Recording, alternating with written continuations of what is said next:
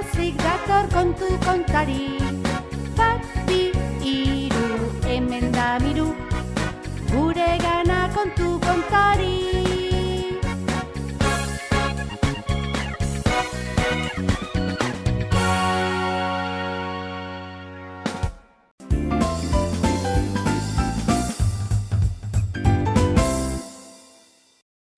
Babarrun magikoak.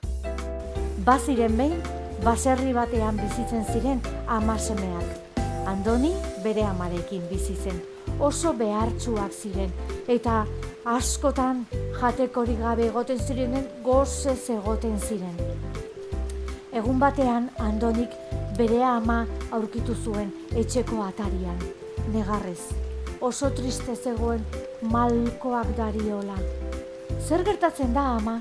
Galdetu zion Andonik amari. Ai, seme, ez dugu jatekorik eta ez dakit zer egingo dugun.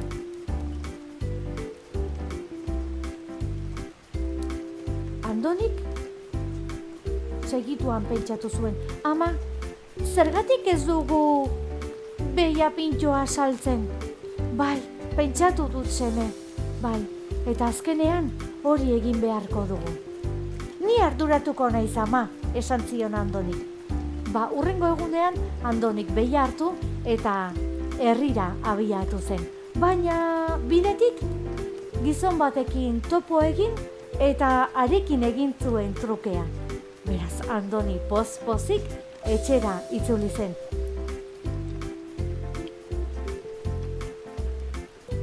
Ama, behia saldu dut. Ama poz-pozik jarri zen. Baina Andonik eskua zabaldu eta behiarengatik eman ziotena ikusi zuenean, erabat haserretu zen Andoniren ama, izugarrizko herrita egin zion. Nola bururatu zaizu horren truke behia saltzea? Baina ama, nik, ama, zer gertatzen da, nik modu honez egin dut. Nola saldu duzu behia? Babarrun ale batzuren truke.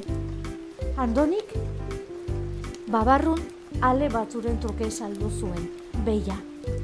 Eta Andoniren ama oso haserre eta triste zegoen.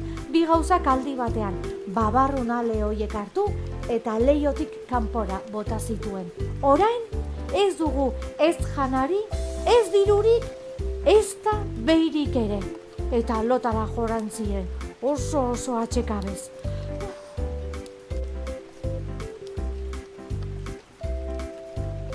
Gauez, leihotik bota zituen babarrun ale hoiek belarretan, larrean azitzen hasi ziren. Eta azitzen, eta gehiago azitziren. Etzen babarrun landarearen amaierarik ikusten. Andoni, goizean esnatu eta jaiki zenean, babarrun landare hori ikustean, babarrun landare horretatik igotzen hasi zen. Eta igotzen jarraitu zuen. Eta gehiago igo zen. Eta denbora guzez, landarearen goruz igotzen joan zen. Halako batean, goian zegoenean, odeien gainetik ere, jauregi bat ikusi zuen. Inoiz ikusi ez zuen jauregi bat. Eta bertara joatea pentsatu zuen.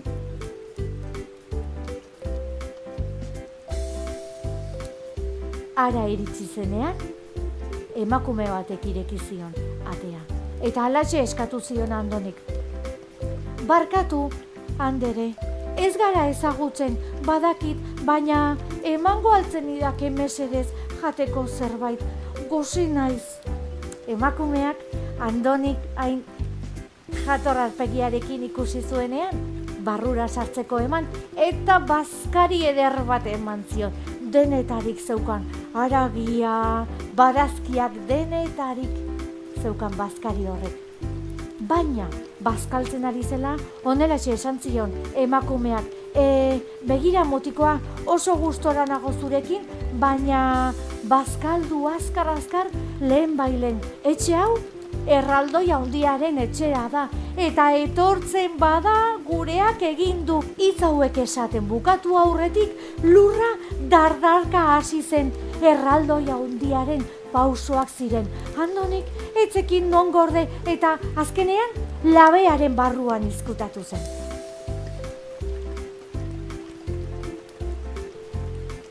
Erraldoi handiak bazkaldu, bapo bazkaldu, eta bazkaltzez asetu zenean, zakuak atera zituen, urrez beteriko zatuak, eta txamponak kontatzen hasi zen. Urrezko txamponak kontatzen hasi zen. 1, 2, 3, milaka zituen. Baina kontatzen ari zela, lokartu egiten. Eta atxe geratu zen horrela, mailean horrela, eserita, lo harturik.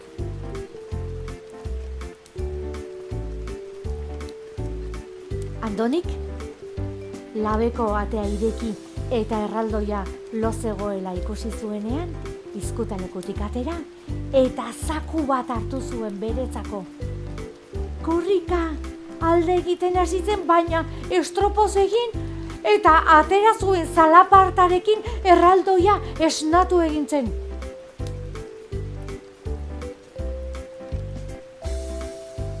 Norabil! Norabil! Eta Andoni ikusi zuen, Andoni korrika! Urrezko txamponen zakua besoetan zuela, korrika, etxerantz korrika hasi zen, baina erraldoia handia ere bere atzetik laisterka zebilen, eta erraldoia handiak pauso handiagoak ematen zituen. Andoni etxera iritsi zenean, babarrun landaretik goruntzigo zen, baina erraldoia ere bere atzetik goruntzigo zen. Erraldoia handia konturatu etzena zen, babarrun landarearen atzetik jaitsi zela. Andoni, bera konturatu gabe, etxera joan zen korrika eta aizkora bat hartu zuen. Aizkorarekin babarrun landarea behitik ebakitzen hasi zen, lortu zuen arte. Eta babarrun landarea lurrera erori zen erraldoiarekin batera, eta erori zenean katakrak, akabo erraldoia.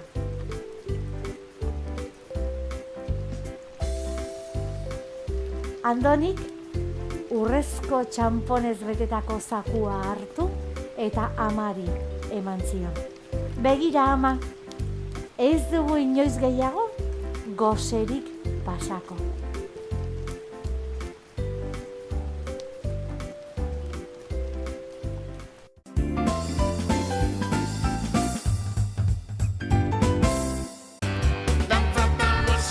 Badator txoro txaranga eta di iporruren Euskal Herriko bira.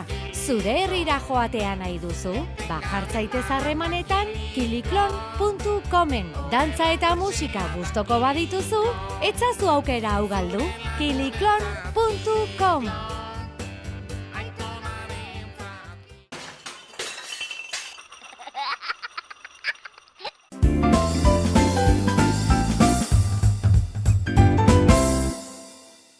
Marrazkilarien txokoan.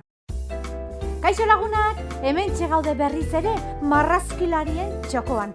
Zuen txokoan. Gogoratu, gaur ikusiko ditugun marrazkiak bezalaxe, zuek ere bidali ditzakezuela. Nahi duzuen marrazkia, nahi duzuen koloreekin.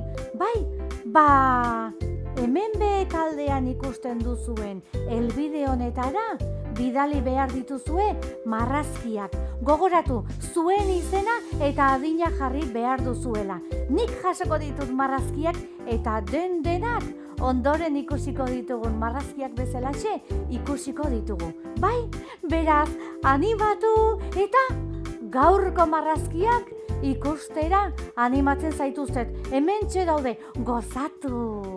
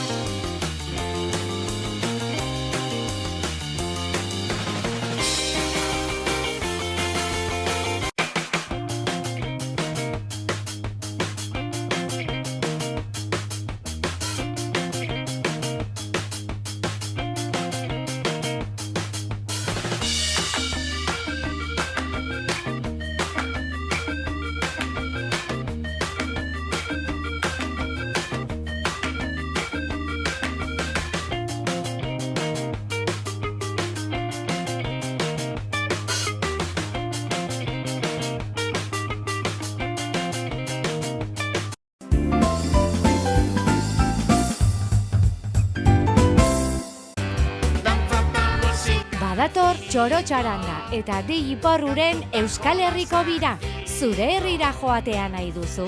Jartzaitez harremanetan kiliklon.comen. Dantza eta musika gustoko badituzu, etzazu aukera hau galdu.